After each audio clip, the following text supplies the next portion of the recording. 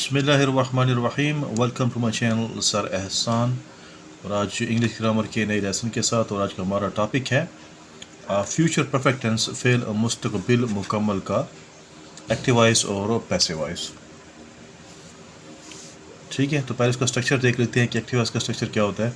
कि active voice में पहले सब्जेक्ट आता है, उसके बाद फिर विल शैल प्लस हैव और उसके बाद plus third form of the verb और उसके बाद ऑब्जेक्ट।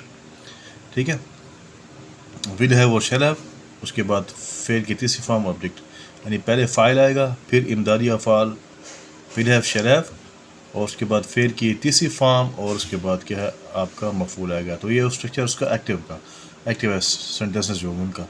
फिर जो उनका पैसिव वॉइस बनाएंगे तो उनका स्ट्रक्चर ऐसे होगा कि पहले आएगा ऑब्जेक्ट मफूल will have shall have been plus third form of the verb plus by और प्लस सब्जेक्ट, यानी पहले मफूल आएगा फिर इमदादी अफ़ाल हेल्पिंग वर्ब जो हैं विल हैव बीन और शैल हैव बीन ये आएंगे और उसके बाद फेल की तीसरी हालत और उसके बाद सब्जेक्ट फ़ाइल।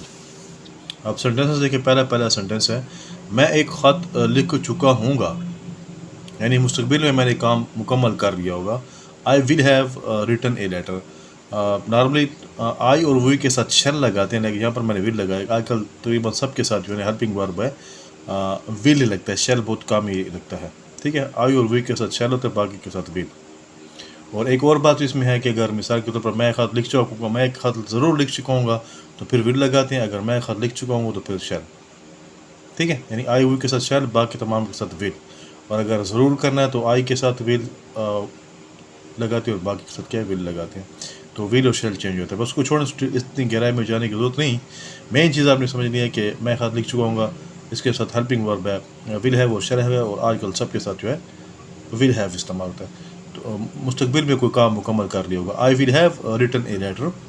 फिर पैसा जब बनाएंगे तो लेटर पहले आ जाएगा ऑब्जेक्ट, यानी ऑब्जेक्ट सब्जेक्ट जगह पर और सब्जेक्ट क्या ऑब्जेक्ट। जब सब्जेक्ट ऑब्जेक्ट जगह पर आएगा तो उसकी मफूली हालत लगाएंगे, तो यहाँ पर ये फ़ाइली हालत है तो यहाँ पर क्या है इसकी मफूली हालत। ठीक है, उसके बाद क्या है लेटर के बाद आएगा फिर विल हैव बीन और शैल हैव बीन और उसके बाद जो है वर्ब की थर्ड फॉर्म और उसके बाद बाय और फिर मी, यानी एक I will have written a letter will have been written by a me. तो ये स्ट्रक्चर इस तरीके से जो है ना एक्टिव से पैसिव बनेगा, फेल मारूफ से फेल मजहूल।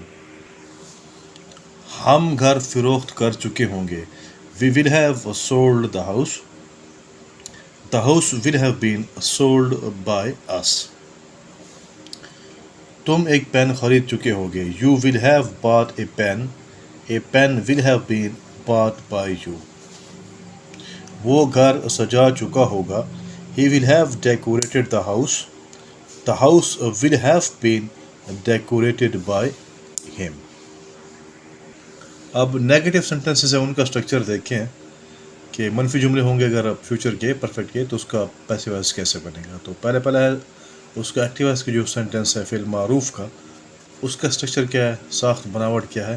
पहले सब्जेक्ट आएगा, उसके बाद फिर हेल्पिंग वर्ब विल शैल और उसके बाद नाट, यानी विल और शैल और हैव के दरमियान आपने क्या है नाट लगा देना, तो सेंटेंस आपका नेगेटिव में चेंज होएगा। उसके बाद हैव, फिर third form of the verb और फिर क्या ऑब्जेक्ट। ये उसका स्ट्रक्चर है कि जो हेल्पिंग वर्ब है विल हैव और शैल हैव, इन दोनों के दरमियान आपने नाट सिर्फ ऐड कर देना है, बाकी सेम सेंटेंस कि सिर्फ आपने नाट लगा देना है तो आपका सेंटेंस क्या है नेगेटिव में चेंज हो जाएगा।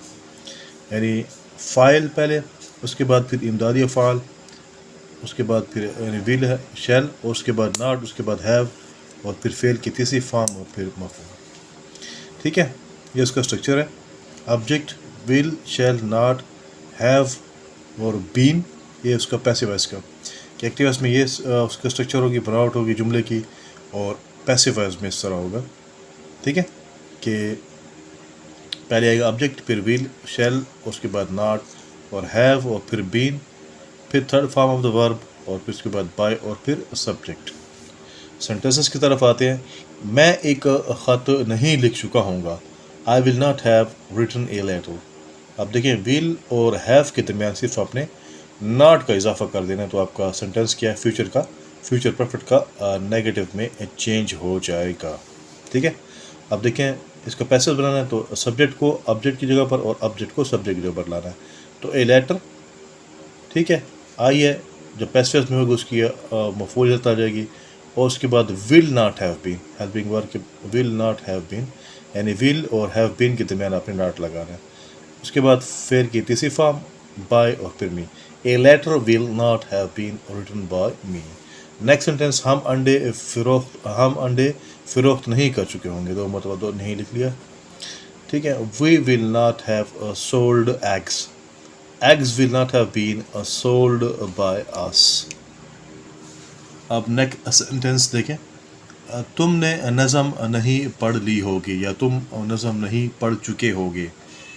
You will not have learned, sorry यहाँ पर पढ़ना है और रीड है, मैंने गलत कर दिया यहाँ पर, रेड। वैसे नज़म को रिसाइट किया जाता है, रेड नहीं लिखते, रिसाइटेड लिखते हैं।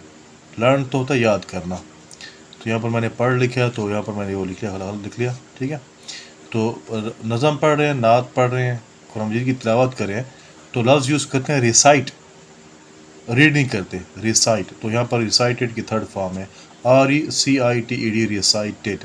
तुमने नज़म नहीं पढ़ ली होगी, you will not have recited the poem, कि जब भी आप नज़म पढ़ोगे, नात पढ़ोगे, ठीक है, और तिलावत करोगे तो आप रिसाइट करोगे ना कि रीड।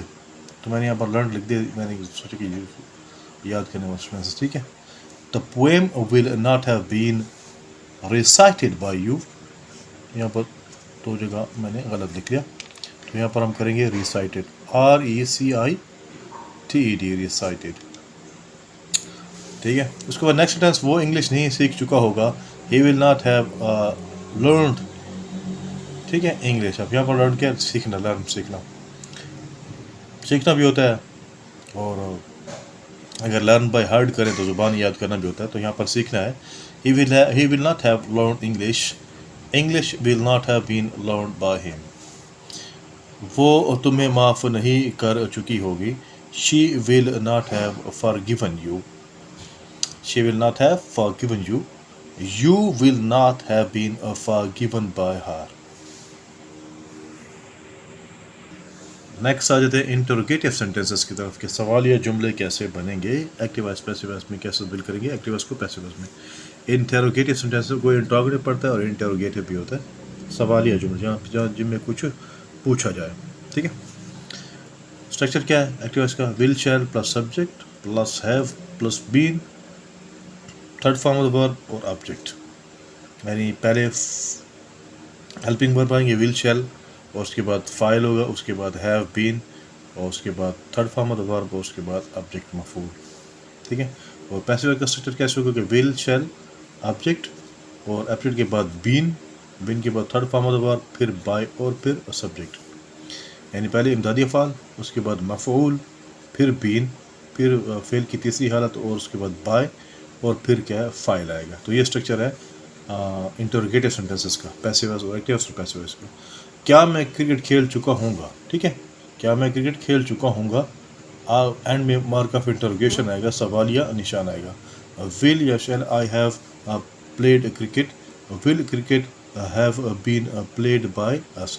तो आपने हेल्पिंग वर्ब विल और शैल को पहले ले आना है, तो आपका सेंटेंस क्या है, इंटरोगेटिव में चेंज हो जाएगा, ठीक है। क्या हम मुर्दे को दफना चुके होंगे, शैल और will we have buried the dead body, ठीक है, डेड पर्सन डेड बॉडी भी कहती है ED। उसके बाद will a dead body been buried by us, तुम अपना काम ख़त्म कर चुके होगे, क्या तुम अपना काम ख़त्म कर चुके होगे। will you have finished your work, will your work ये पहले आएगा, will your work have been finished by you। Last sentence interrogative का, क्या वो फीस अदा कर चुका होगा, will he have paid the fees will he have paid the fees, will the fees have been paid by him.